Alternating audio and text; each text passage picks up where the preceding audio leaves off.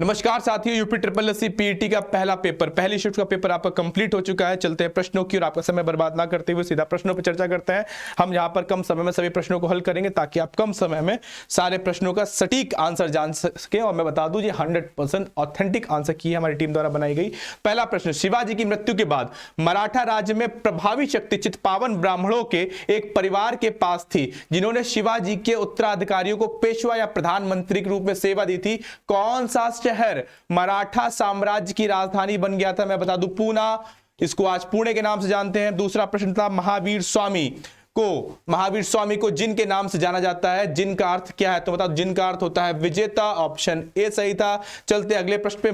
जैसा कि अशोक के शिलालेख में उल्लेख किया गया है, मौर्य साम्राज्य की राजधानी पाटलिपुत्र और 4 अन्य केंद्र सहित 5 प्रमुख राजनीतिक केंद्र थे। निम्नलिखित में से कौन सा प्रांतीय केंद्र नहीं है? नई शब्द पे फोकस करिएगा भैया। तक्षशिला भी प्रांतीय केंद्र था, सुवर्णागिरी भी प्रांतीय केंद्र था, उज्जैनी भी प्रांतीय केंद्र था, परंतु इंद्रप्रस्थ प्रांतीय केंद्र नहीं था। प्रांतीय केंद्र था, उसका नाम था तौसली। उसका नाम था तौसली था। तो 4 प्रांतीय केंद्र थे, तक्षशिला, सुवर्णगिरी, उज्जैनी, तौसली। इंद्रप्रस्थ नहीं था, तो यानी ऑप्शन डी सही होगा, इंद्रप्रस्थ। चलते हैं अगले प्रश्न पर। ऋग्वेद में विश्वामित्र नामक एक ऋषि और किन 2 नदियों के बीच में संवाद हुआ है? तो मैं बता दूं, ऋग्वेद में विश्वामित्र नामक ऋषि और व्यास और सतलुज नदी के बीच में संवाद हुआ है। ऑप्शन बी इज राइट है। चलते हैं अगले प्रश्न, 5वें प्रश्न की ओर। 5वां प्रश्न क्या कह रहा है? 1722 में सूबेदारी सवाई राजा जयसिंह को दी गई थी। कहां की सूबेदारी सवाई राजा जयसिंह को दी गई थी? मैं बता दूं आप सभी को मेरे भाई, ऑप्शन डी, आगरा की सूबेदारी दी गई थी। चलते अगले प्रश्न पर। अगला प्रश्न लिखा हुआ है, निम्नलिखित में से किसने अपने सहयोगियों को यह महसूस करने के लिए प्रेरित किया था कि संविधान सभा ब्रिटिश निर्मित थी और ब्रिटिश योजनाओं पर काम कर रही थी जैसा कि ब्रिटिश चाहते थे इस पर काम किया जाए? भाई इसका ऑप्शन है डी, सोमनाथ लाहिड़ी। सोमनाथ लाहिड़ी इसका ऑप्शन है। ऑप्शन डी है इसका सही ऑप्शन। चलते हैं अगले प्रश्न की ओर। चित्तरंजन दास और मोतीलाल नेहरू ने माफी चाहूंगा। चित्तरंजन दास और मोतीलाल नेहरू ने परिषद राजनीति में वापसी पर बहस करने के लिए कांग्रेस के भीतर निम्नलिखित में से किस राजनीतिक दल की स्थापना की थी? सबको पता है भाई, स्वराज पार्टी की स्थापना की गई थी। Option B is right, Swaraj party. चलते अगले प्रश्न पर। अगला प्रश्न क्या कह रहा है? अगला प्रश्न कह रहा है आपका, कांग्रेस का वह अधिवेशन कहां हुआ था जिसमें महात्मा गांधी ने अन्य नेताओं के खिलाफत के साथ साथ स्वराज के समर्थन में सहयोग आंदोलन शुरू करने की आवश्यकता के बारे में आश्वस्त किया हुआ था? भाई 1920 का कलकत्ता अधिवेशन सबको याद होगा, 1920 का कलकत्ता अधिवेशन याद है आप सभी को? बिल्कुल याद होगा। चलते अगले प्रश्न पर। निम्नलिखित में से कौन खुदाई खिदमतगार का संस्थापक था जिसे बादशाह खान के नाम से भी जानते थे? भाई Abdul Ghaffar Khan. Option D, Abdul Ghaffar Khan is the right option. चलते 10वें प्रश्न पर। 1913 में हिंदुस्तान गदर पार्टी का मुख्यालय कहां था? भैया 1913 में हिंदुस्तान गदर पार्टी का मुख्यालय San Francisco. Option D, San Francisco में था। ऑप्शन डी, सैन फ्रांसिस्को में था। चलते हैं अगले प्रश्न पर। 11वां, सिरुई या फिर सिरोय कुमुदनी लिली भारत के निम्नलिखित में से किस राज्य में पाए जाने वाली एकमात्र स्थलीय कुमुदनी लिली है? भाई जल्दी इसका ऑप्शन कमेंट बॉक्स पे लिखिए। सही जवाब है ऑप्शन सी, मणिपुर। आप कई बार कह रहे होंगे सर कैमरे को क्यों नहीं देख रहे हैं आप, लगातार बोर्ड को क्यों देख रहे हैं? तो मैं बता दूं, मुझे कम समय में ज्यादा प्रश्न कराने हैं आपके लिए। चलते अगले प्रश्न पर। अगला प्रश्न क्या कह रहा है? अगला प्रश्न कह रहा है, उड़िया पठार भारत के निम्नलिखित में से किस राज्य में स्थित है? उड़िया पठार भैया कहां पर है? तो मैं आपको बता दूं, उड़िया पठार आपका राजस्थान में है, माउंट आबू। आप समझ गए होंगे, याद होगा बहुत लोग को, जिन्होंने हमारे पुराने बैचेस देख रखे होंगे उनको याद होगा उड़िया पठार माउंट आबू है ना, राजस्थान। माउंट आबू याद है कि भूल गए? ठीक, चलते अगले प्रश्न पर। 13वां प्रश्न मेरा क्या कह रहा है? शीत ऋतु की शुरुआत में तमिलनाडु के तटीय क्षेत्रों में वर्षा क्या कारण है? शीत ऋतु की शुरुआत में तमिलनाडु के तटीय क्षेत्रों में वर्षा कारण क्या है? उत्तर पूर्वी वर्षा ऋतु मानसून। बहुत बढ़िया, ऑप्शन ए सही है, उत्तर पूर्वी वर्षा ऋतु मानसून। भाई कुछ पेन में इशू आ रहा, हमारे नहीं चल पा रहा बालक, है ना, तो समझ लिए चल गया, बड़ा मुश्किल से चला है। चलते अगले प्रश्न पर। अगला प्रश्न है, राजस्थान के जालौर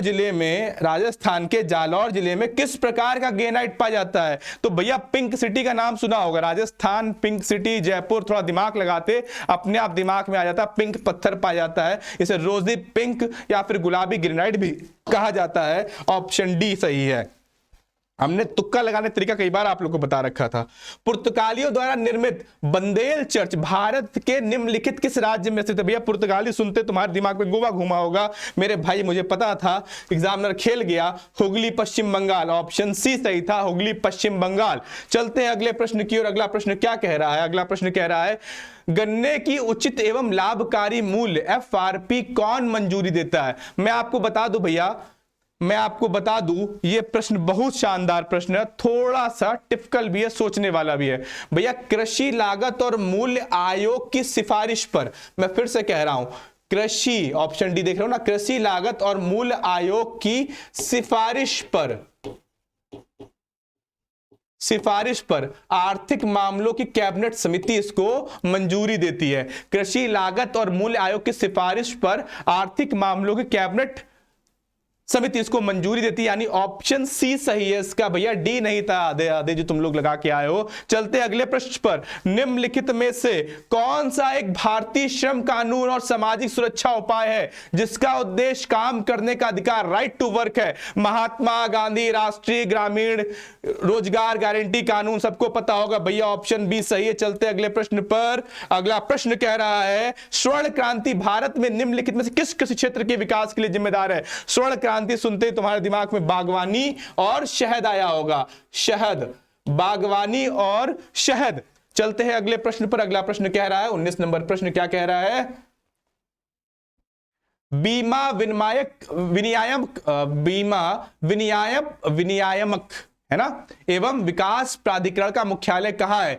भैया 19 नंबर क्वेश्चन कई बार पूछा गया है, इसको अगर आप देखोगे और कमेंट बॉक्स में इसका जवाब भी दो, ये कई बार पूछा गया है और हमने कई बार बताया है। ये IRD का जो ऑफिस है मेरे भाई, IRD का ऑफिस जो है वो हैदराबाद में, हम कई बार बता चुके हैं आपको, अब जान नहीं देंगे, है ना, सबको बता चुके कई बार। निम्नलिखित में से कौन सा डिपॉजिटरी संस्थान का एक प्रकार नहीं है? NABARD is the right option, option A NABARD.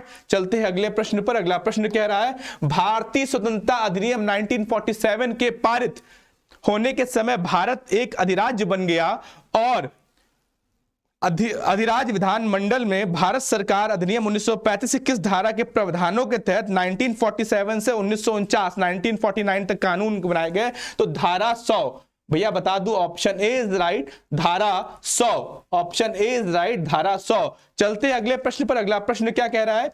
एक व्यक्ति संसद का सदस्य नहीं है, उसे राष्ट्रपति द्वारा अधिकतम कितने महीनों के लिए मंत्री पद मिलेगा? सबको पता है 6 महीना। अगर ये तुम गलत कर दिए हो तो एक किताब ले लो, दोबारा पढ़ना चालू कर दो, साल भर लगातार पढ़ो, अगले साल फिर नंबर लगेगा। है अगले प्रश्न पर चलते हैं। उस उच्च न्यायालय का नाम बताइए जिसका अधिकार क्षेत्र अंडमान निकोबार द्वीप समूह केंद्र शासित पर आता है। भैया सबको पता है, कलकत्ता उच्च न्यायालय। चले अगले प्रश्न पर। पंचायती राज संस्थान के अस्तित्व के लिए भारत की संसद द्वारा 73वां एवं 74वां संविधान संशोधन, 73वां एवं 74वां संवैधानिक संशोधन दिसंबर 1992, ऑप्शन सी इज राइट। चलते अगले प्रश्न पर। वर्ष 1928 में मोतीलाल नेहरू समिति द्वारा निम्नलिखित में से कौन सा अधिनियम विधेयक पारित किया गया था? बिल्कुल सही बता रहे हैं आप सभी, ऑप्शन बी सही है, अधिकारों का बिल। चलते हैं अगले क्वेश्चन नंबर 26 की तरफ। 26 पुकार रहा है बहुत तेजी के साथ, कह रहा है भैया जल्दी करा दो। तो मैं बता दूं, स्वर यंत्र के संबंध में निम्नलिखित में से कौन सा सही है? स्वर यंत्र के संबंध में आपका ऑप्शन डी सही है। यह उपास्थि से बना एक अंग है और ग्रसनी को श्वास नली के साथ जोड़ता है, ग्रसनी को श्वास नली के साथ जोड़ता है, option D is right. Milk of magnesia किस प्रकार का कोलाइड है? भैया एक ये भाई साहब जिनका पेपर था वो घनसोल लगाया है, अब पता नहीं घनसोल किस नशे में लगा के आए हैं, जबकि सही जवाब है सोल। हम पहले भी कई बार आप सबको बता चुके थे कि मिल्क ऑफ मैग्नीशिया किस प्रकार का कोलाइड है, तो सोल है। याद रखेंगे, निम्नलिखित में से कौन सा कार्बनिक यौगिक मानव शरीर में प्रोटोप्लाज्म को जमा देता है? प्रोटोप्लाज्म को जलाने वाला प्रोपेनॉन होता है, प्रोपेनॉन होता है, ऑप्शन डी सही है, प्रोपेनॉन होता है, ऑप्शन डी सही है। चलते अगले प्रश्न 29 नंबर प्रश्न पर। निम्नलिखित में से कौन सा आंतरिक सौर मंडल स्थित बौना ग्रह है? सबको पता है भैया, प्लूटो है, प्लूटो है, ऑप्शन सी है। चलते अगले प्रश्न पर। इसी के साथ अगला प्रश्न, इतनी तेज सुपरफास्ट तरीके से आपको करा रहे हैं हम, है ना, जल्दी चैनल को सब्सक्राइब और लाइक कर लीजिएगा। बिछुआ नेटल की पत्तियों को चुभने वाले बालों में निम्नलिखित में से कौन सा अम्ल मौजूद है? भैया कौन सा अम्ल मौजूद है, जल्दी बताइए। बिल्कुल सही सोच रहे हैं, मेथेनोइक अम्ल है, मेथेनोइक अम्ल है, option A is right. England New Zealand one day match में बारिश के कारण इंग्लैंड को जीत के लिए 48 ओवर में 324 रन चाहिए थे। शुरुआती 10 ओवर में औसत स्कोरिंग रेट 6 था, अगले 10 ओवर में यह बढ़ के 8.5 हो गया। इसके बाद अगले 10 ओवर में यह गिर के 5.5 पर आ गया और अगले 10 ओवर में फिर बढ़ के 7 पर पहुंच गया। अब मैच जीतने के लिए कितने रन की आवश्यकता थी मेरे भाई? हम पहले बता चुके, हम रैपिड फायर करा रहे हैं, तो ऑप्शन बी सही है, 6.75। अगर आपने लगाया है तो आपका सही होगा। निम्नलिखित में से कौन सा अवरोही क्रम में भैया? ऑप्शन ए, बी या सी? तो मैं बता दूं मेरे भाई, ऑप्शन सी जो है 9/13, 11/17 और 5/8, ये एक डिसेंडिंग ऑर्डर में है, अवरोही क्रम में है। अगला प्रश्न 33 नंबर देखो, 0.081 ऑब्लिक बट्टा 0.0064 गुणा या मल्टीप्लीकेशन 0.484/6.5 गुणे 2.5 बटे 21.1 का वर्गमूल क्या होगा? स्क्वायर रूट पूछ रहा है। मैं बता दूं भाई, इसका ऑप्शन बी सही था, इसका ऑप्शन बी सही था, इसका ऑप्शन बी सही था, इसका ऑप्शन बी सही है भाई, याद रखेंगे। यानी इसका ऑप्शन 25 हो जाएगा, 25 हो जाएगा। चलते हैं अगले प्रश्न पर। अगला प्रश्न क्या कह रहा है? अगला प्रश्न क्या कह रहा है? दिव्या अपने मासिक वेतन का 24% भोजन पर और 15%, 1 मिनट दीजिएगा भाई।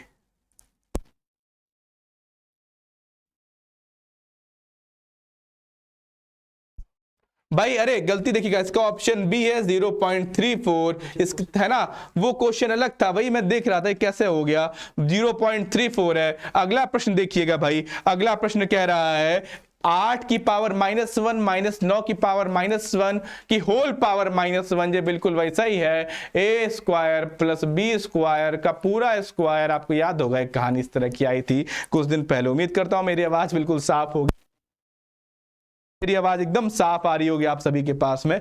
भागित 4 की पावर -1 माइनस 9 की पावर -1 मान क्या होगा? तो मैं बता दूं, इसका आंसर आएगा ऑप्शन डी 10, है ना, ऑप्शन डी 10। माफी चाहूंगा, है ना, मैं इस प्रश्न पे रुका भी तो आप देखा होगा भैया। दिव्या अपने मासिक वेतन का 24% भोजन पर, 15% बच्चों की शिक्षा पर खर्च करती है। शेष वेतन में वह अपने 25% मनोरंजन, बहुत जरूरी है, जो मनोरंजन पे खर्च करती है। शेष वेतन में 25%, शेष वेतन पे 20% परिवहन पे, उसके पास 10,736 बचते हैं। अच्छा हुआ कोई लेने वाला नहीं है, वरना ये भी ले जाता उससे, है ना। लिखा होता कि तुम्हारे जैसा एक बेरोजगार दोस्त है उसके पास, जो उससे 10,000 रुपये ले लेता है और 736 रुपये बचते हैं, आखिर में उसके बाद पढ़ाई नहीं करता है। भैया इसका जवाब बताओ क्या होगा? इसका जवाब होगा ऑप्शन ए, 32,000 रुपये सैलरी थी दिव्या की, है ना। अच्छा हुआ तुम उसके पास नहीं थे। अगले प्रश्न पे चलते हैं। निम्नलिखित में से किस विकल्प में विलोम युग्म सही नहीं है? भैया डावाडोल, अस्थिर, साफ दिख रहा है, कोई नौटंकी नहीं, ऑप्शन बी इज राइट है। होनहार बिरवान के होते चिकते पात, है ना, चिकने पात, सॉरी, होनहार बिरवान के होते चिकने पात। बोर्ड में भैया हमारे थोड़ा सा गड़बड़ है ना, हम कहना चाहेंगे, इसको एक बार देख लीजिएगा भैया। चिकने पात का अर्थ निम्नलिखित में से क्या होगा? हाँ बिल्कुल सही है, इसका अर्थ होगा होनहार व्यक्तियों को प्रभावित बचपन में ही दिखाई दे जाती है। होनहार बच्चे कहते नहीं है, पूत के पांव पालने में दिख जाते हैं, वही कहानी है, समझ रहे हो ना। चलो अगले प्रश्न पर, निम्नलिखित में से किस विकल्प में सभी शब्द पुल्लिंग है? बिल्कुल, प्लेटफॉर्म, प्राधिकरण, गिरोह, है ना, गिरोह बना लो, समय अभी भी है और बाबा जी करा देंगे इनकाउंटर, पढ़ना लिखना तो है नहीं। 38 का डी है मेरे भाई, बिल्कुल सही ऑप्शन, देख लो। 39 नंबर पे आ जाते हैं। 39 नंबर प्रश्न कह रहा है आपसे, निम्नलिखित में से किस विकल्प में शुद्ध वाक्य है? भैया देखो, कवित्री गलत लिखा है ना, कवित्री गलत लिखा है, यहाँ पे डब्बा गुल हो गया, आओ कॉमा गलत लगा है, आपका दर्शन पाके मैं धन्य हो गया, आपका दर्शन पाके मैं धन्य हो गया, मैं गलत लिखा है। अब इससे बड़ा धोखा दुनिया में कुछ नहीं हो सकता। नहीं, मैं सही लिखा है क्या? हाँ मैं सही लिखा है भाई, रुको, है ना, आपका दर्शन पाके, आपके दर्शन पाकर, पाकर, है ना, मैं धन्य, गलत है भाई, ऑप्शन डी सही है। रमा ने अपने भाई से पुस्तक पढ़ने को कहा, रमा ने अपने भाई से पुस्तक पढ़ने को कहा, ऑप्शन डी इज राइट है। चलते हैं अगले प्रश्न पर। अगला प्रश्न कह रहा है, कलम के जादूगर, कलम के जादूगर किसे कहा गया है? कलम का जादूगर भैया किसे कहा गया, जल्दी बताओ, सोचो, इसमें थोड़ा सा घुमाया है एग्जामिनर ने। कलम का जादूगर राम वृक्ष बेनीपुरी को कहा गया है, राम वृक्ष बेनीपुरी को कहा गया है, याद रखेंगे, ऑप्शन सी राइट है। चलते हैं दादा अगले प्रश्न पर, है ना। दिव्या वाला बॉयफ्रेंड तो नहीं है ना कोई? डब्बा गुल कर दोगे दिव्या का भी। भैया स्पेलिंग पढ़ो, कह रहा है अंडरलाइन वर्ड का इसको चाहिए एंटोनिम। भैया मैं बता दूं, फेस्टिडियस भैया अनकेयरफुल होता है इसका मतलब, है ना। इसका अगर वो देखोगे आप, एंटोनिम होता है अनकेयरफुल, है ना, अनकेयरफुल होता है। अब भैया अनकेयरफुल तो लिखा नहीं है, तो अनकेयरफुल का मतलब हो जाएगा केयरलेस, तो ऑप्शन सी सही हो जाएगा। चलिए अगला प्रश्न देख लेते हैं। Put the correct form of the verb, हमें अपने महेंद्र सर याद आ गए हैं। I am the person who is to be blamed, यहां पर इज जाएगा मेरे भाई, है ना, दिमाग मत लगाना प्रतिशत भर, दिमाग लगाओगे गलत हो जाएगा। Which of the following spelling is correct, है ना, Which of the following spelling is correct? सही पूछ रहा है, इनकरेक्ट, सॉरी ये इनकरेक्ट पूछ रहा, माफी चाहूंगा मेरे भाई, इनकरेक्ट पूछ रहा है। तो मेरे भाई इनकरेक्ट में यहां पर जर्नी की सही लिखी है, बेनिफिशियरी सही लगी है, आर्मेचर सही लिखी है, एनिवर्सरी भैया ANN होता। अच्छा तुम्हारी शादी नहीं हुई ना, यही हालात रहेंगे तो होगी भी नहीं, है ना, तो एनिवर्सरी कैसे मनाओगे? तो ANNIVERSARY रहेगी एनिवर्सरी, याद रखिएगा, है ना। उसके बाद ये लंबा चौड़ा पैराग्राफ लिखा है जिसको पढ़ के मैं आपका समय नहीं बर्बाद करूंगा, सीधा चलते हैं इनके आंसर की ओर, है ना। World's highest peak are located in Himadri range, 44 का बी इज राइट है ना। Northern Indian plains are rich in, northern Indian plain are rich in, है ना। चलो आगे चलते हैं। भाई साहब क्या बता रहे हैं, एक निश्चित कूट भाषा में @ को प्लस को दर्शाया जाता है, अंदर प्लस को माइनस दर्शाते हैं, फिर काफी कुछ लिखा हुआ है। इस प्रश्न का सही जवाब है, इस प्रश्न का सही जवाब है ऑप्शन ए इज 58, याद रखेंगे आप सभी। चलते हैं अगले प्रश्न पर। भाई इनको सॉल्व करूंगा तो बहुत समय खराब होगा, सीधा आप लोग पेपर ले लो, मिला लो, है ना, कहां तक पहुंचे हो। संख्याओं के दिए गए क्रम में से गलत संख्या ज्ञात कीजिए, संख्याओं के दिए गए क्रम में से गलत संख्या ज्ञात करिए। तो मैं बता दूं ऑप्शन डी इज राइट है, 634 634। चलते हैं अगले प्रश्न पर। अगला प्रश्न कह रहा है 17 जून 1988 को सप्ताह का कौन सा दिन था? तो जब ये गुणा भाग करके सब निकालोगे आप, सारा नौटंकी छीछा इधर फैला दोगे, मालूम चलेगा बुधवार सही ऑप्शन था। अगर आपने बुधवार लगाया है तो आप अच्छे परसेंटाइज लेकर के आ रहे हैं, है ना। और परसेंटाइल गेम आपको पता ही है, भर्ती आएगी नहीं, परसेंटाइल लिए रहना। चलो, यदि a प्लस बी का अर्थ है कि a b की मां है, a माइनस बी का अर्थ है a b का भाई है, और a प्रतिशत b का अर्थ है a b का पिता है, और a गुणा b का अर्थ है कि a b की बहन है, बहुत ज्यादा a b कर दी है। निम्नलिखित में से कौन सा दर्शाता है कि p q का मामा है? भैया इसका ऑप्शन जब हम लोग निकाल रहे थे, हमारी टीम निकाल रही तो उसका ऑप्शन डी बता रहे थे हमको, तो बिल्कुल हम आपको बता दें D is a right option. याद रखिएगा, मिला लीजिए अपने साथ में, लिख लीजिए अगर आप पेपर लिए हैं तो, है ना। चलते अगले प्रश्न पर। नीचे दिए गए प्रश्नों में दो कथन, उसके बाद एक और दो क्रमांकित दो निष्कर्ष दिए गए हैं। आपको दिए गए दोनों कथनों को सत्य मानना है, भले ही वो समानता तथ्य ज्ञातों से भिन्न प्रतीत होते हैं। निष्कर्षों को पढ़ें और वही है, सत्य मानना है, अतः सत्य, अंतिम सत्य, सत्य ही सुख है, सरकारी सत्य, पेट का एग्जाम है, समझ रहे हो ना। इसके बाद दूसरा पेपर आएगा, वो भी सत्य है, कब आएगा पता नहीं चलेगा तुमको भी और हमको भी, अगला पेट फिर आ जाएगा। वैसे चुनाव लगे 24 में, शायद आ जाए कुछ, है ना। फिलहाल इसका जब हम ऑप्शन निकाले तो ऑप्शन बी इज राइट था, याद रखेंगे, यदि केवल निष्कर्ष 2 अनुसरण करता है। चलते अगले प्रश्न पर। अगला प्रश्न क्या कह रहा है? अगला प्रश्न भैया बहुत ज्यादा लिख दिए, इंग्लिश में लिखें। चलो, हाल ही में भारतीय गोल्फर शुभंकर शर्मा ने इंग्लैंड के मर्सीसाइड में रॉयल लिवरपूल गोल्फ क्लब में संयुक्त 8वें स्थान पर रहने के बाद ओपन में सर्वश्रेष्ठ परिणाम दर्ज किया। उन्हें किस वर्ष अर्जुन पुरस्कार मिला था? भैया 2018 में अर्जुन पुरस्कार मिला था इस भाई को, अपने याद रखेंगे, महत्वपूर्ण है। चलते अगले प्रश्न पर। अगला प्रश्न क्या कह रहा है? अगला प्रश्न बुला रहा है तुमको चीख चीख कर। भारत सरकार द्वारा संचालित निम्नलिखित में से कौन सा निगम Asia transition finance study ATFSG में शामिल होने वाला सदस्य बन गया है? बहुत शानदार क्वेश्चन है, करंट अफेयर पढ़ दोगे तो पता होगा मेरे भाई। पावर फाइनेंस कॉर्पोरेशन लिमिटेड है, 52 का डी सही है, पावर फाइनेंस कॉर्पोरेशन लिमिटेड है। आपको याद होगा, किसी कुछ गड़बड़ तो बता दे हमको, है ना। चलते अगले प्रश्न पर। गुरुग्राम में स्टार्टअप 20 के, गुरुग्राम में स्टार्टअप क्या लिखा है? गुरुग्राम में स्टार्टअप 20 के समापन समारोह के दौरान भारत ने आधिकारिक तौर पर किस देश को मसाल सौंपी है? भैया मतलब अगला कार्यक्रम उस देश में होगा, तो भैया option C Brazil is a right option, Brazil is a right option है। चलते अगले प्रश्न पर। भारत के मुख्य न्यायाधीश CJI DY चंद्रचूड़, सभी जानते होंगे भाई, अच्छा हुआ पूछा नहीं, तुम लोग ये भी गलत कर देते, है ना। द्वारा कौन सा पोर्टल लॉन्च किया गया जो अधिवक्ताओं, वादियों, नागरिकों को भारत के सर्वोच्च न्यायालय में प्रवेश के लिए QR कोड आधारित पास का अनुरोध करने की अनुमति देता है? भैया सुस्वागतम। हाँ, अच्छा एक चीज बताऊं ना, ये सुस्वागतम जो है वहां पर इंग्लिश में ही लिखा है। जब वो QR कोड देखोगे तुम तो सुस्वागतम जो इंग्लिश में लिखा है, हिंदी कोई रोल नहीं है वहां, बड़ा बड़ा, है ना।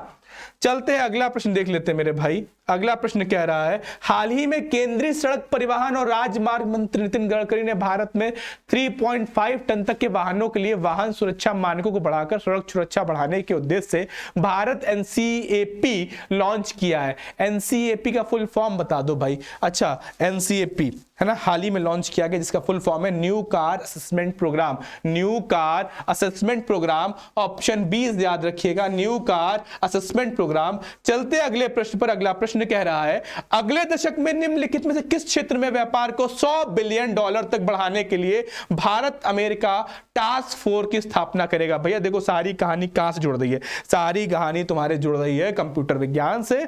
भैया ऑप्शन सी सही है मेरे भाई, ऑप्शन सी। ये भाई समझा मंगलयान के चक्कर में कांड हो गया, है ना।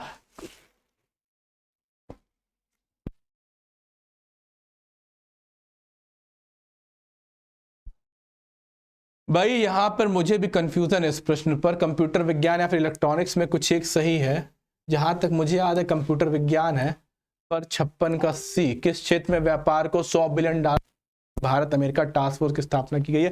कंप्यूटर विज्ञान इलेक्ट्रॉनिक्स में संभावना मेरे ख्याल से कंप्यूटर विज्ञान इलेक्ट्रॉनिक्स की 50-50% है, दोनों पर टिक लगा लो, आयोग किसी को भी सही कर सकता है ना। तो कंप्यूटर विज्ञान इलेक्ट्रॉनिक्स सब साथ ही में था वहां पर, अब पता नहीं क्या सोच के लगाया है। फिलहाल इलेक्ट्रॉनिक्स ऑब्लिक कंप्यूटर विज्ञान था, तो ऑप्शन डी मान के चलो, ठीक है। चलते अगले प्रश्न पर। अगला प्रश्न कह रहा है, विश्व का पहला 7 मिनट का कैंसर उपचार टीका किस देश में शुरू किया गया? महत्वपूर्ण प्रश्न, याद रखिएगा। इसका सही जवाब है England, option A, England is the right option. चलते अगले प्रश्न पर। अगला प्रश्न क्या कह रहा है ना, मध्य प्रदेश में लागू। देखो भैया, मध्य प्रदेश क्वेश्चन, राजस्थान क्वेश्चन सब तो पूछ लिया, यूपी का क्या पूछे, कुछ नहीं।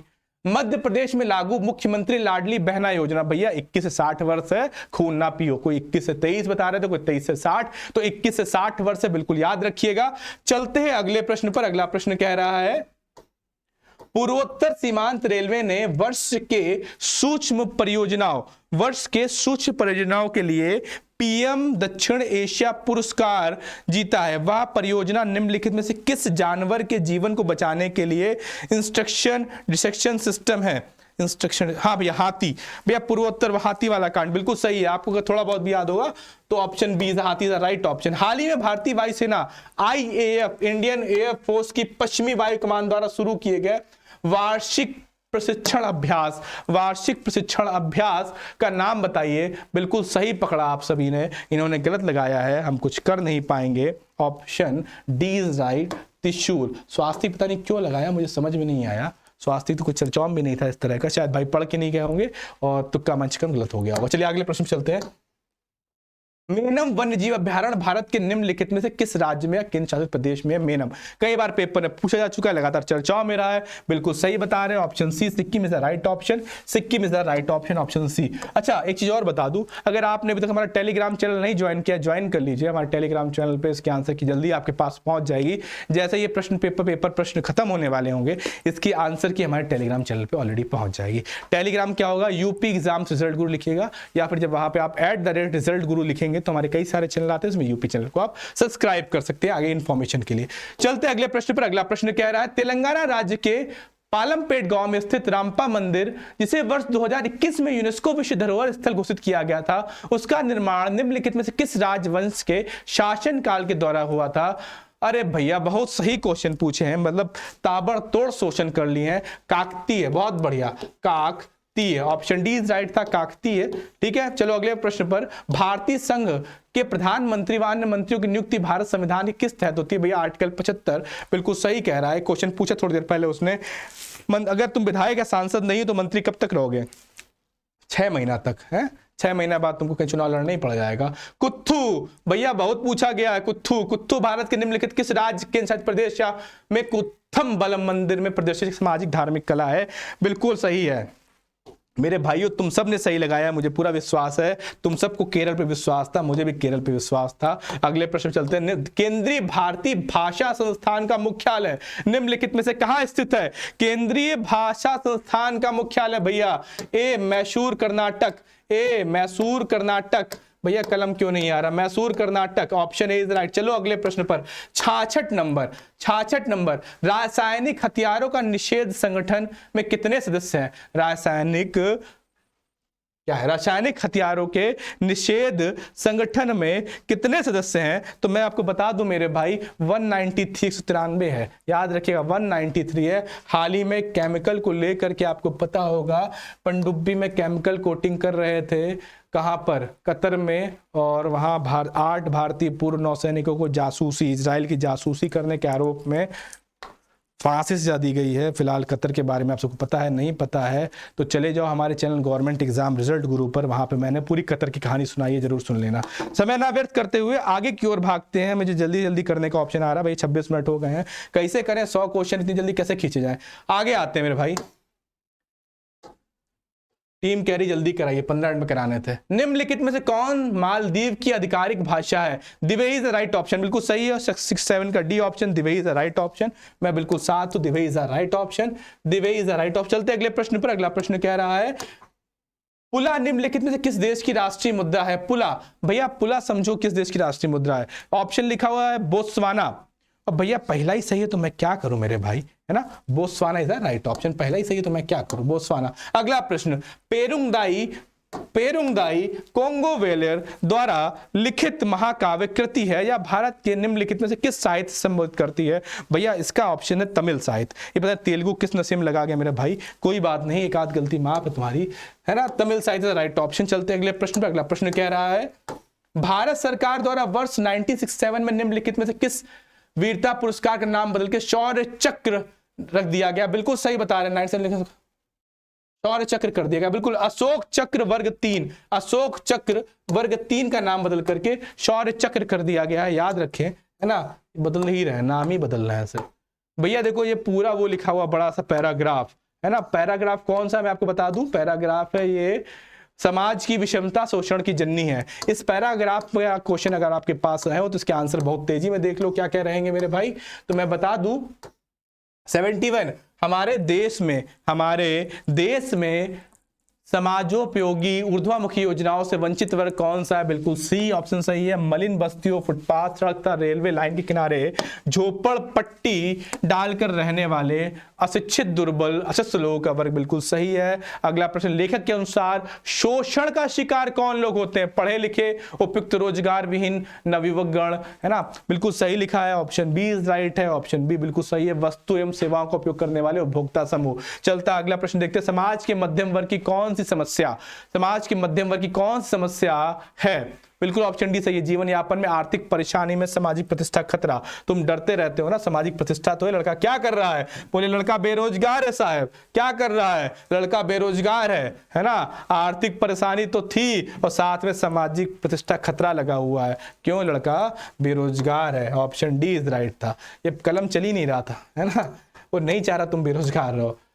समाजोपयोगी ऊर्ध्वमुखी योजनाओं से वंचित वर्ग के शोषण के लिए कौन उत्तरदायी है? बिल्कुल सही बता रहे हैं। 74 का ए सही है। राजनेता, राजनेता, व्यापारी वर्ग, सरकारी तंत्र एवं तथा कथित बुद्धि वर्ग, है ना, बुद्धिजीवी वर्ग। अगला प्रश्न, शैक्षणिक और सांस्कृतिक शब्द किस व्यावहारिक व्याकार क्या लिखा हुआ है? हाँ, व्याकरणिक इकाई संबंधित और किस प्रत्यय से मिलकर बना हुआ है? बिल्कुल सही है। 75 का सी ऑप्शन बिल्कुल सही है। I am ready with this. अगले प्रश्न पर चलते हैं। अगला प्रश्न क्या है? अगला प्रश्न पैराग्राफ वाला है जिसमें भारत प्राचीन संस्कृति का देश है बताया गया है। तो अपना पैराग्राफ देखना, आपने कहां पर टिक लगाए हैं बस वो मिला लो मेरे साथ, है ना।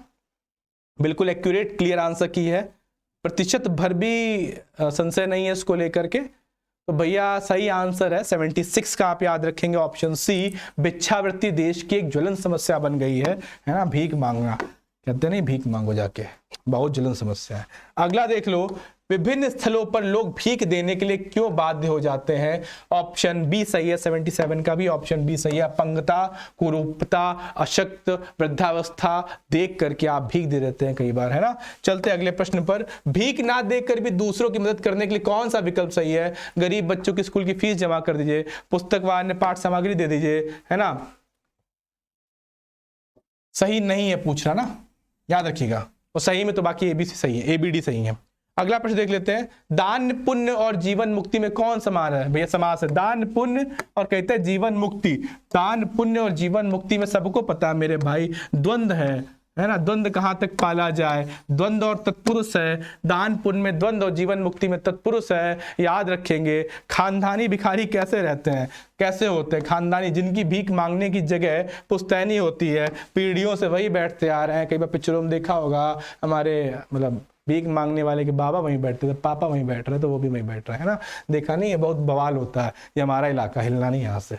Option C is right. चलते अगले प्रश्न पर। मुझे वहां से दिखाया जा रहा है कि आंसर की तैयार हो गई है और आंसर की को जल्द ही ग्रुप पे सेंड किया जाएगा। और मुझसे कहा जा रहा है सेशन को बड़ा ना करिए, और सेशन को बड़ा ना करते हुए ये वाले क्वेश्चंस संपूर्ण तरह से आपके विद सॉल्व के साथ हमारे जल्दी से टेलीग्राम ग्रुप पे आ जाएंगे। तो अभी हमारा टेलीग्राम ग्रुप ज्वाइन कर लीजिए, UP exam result Guru with solution. आपको सारे क्वेश्चन वहां पे मिल जाएंगे, है ना। जल्दी से पहुंच जाइए टेलीग्राम चैनल पर, वहां पर आपको हमारे सभी ये प्रश्न विथ आंसर की अवेलेबल हो जाएंगे। आंसर की बन चुकी है, जल्दी ग्रुप पर पहुंचने वाली। बहुत बहुत शुक्रिया, थैंक यू वेरी मच, है ना। जल्दी हमारे चैनल को सब्सक्राइब कर लें, है ना। साथ ही में हमारा टेलीग्राम चैनल भी ज्वाइन कर लें। बहुत बहुत थैंक यू वेरी मच।